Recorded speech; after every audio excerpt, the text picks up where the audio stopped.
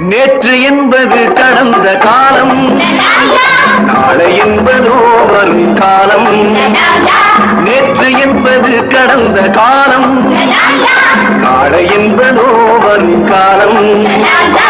இன்று இனியது நிகழ்காலம், இன்பம் எல்லாம் சுவைப்பது பொற்காலம். இன்று இனியது நிகழ்காலம், இன்பம் எல்லாம் சுவைப்பது பொற்காலம். சுகம் தரும் சொர்க்கலோகமே, இது சொர்க்கலோகமே.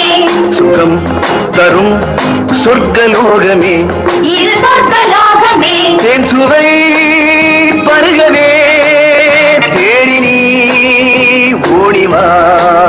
தேன் சுவை பருகவே தேடி நீ ஓடிவா, ஓடிவா.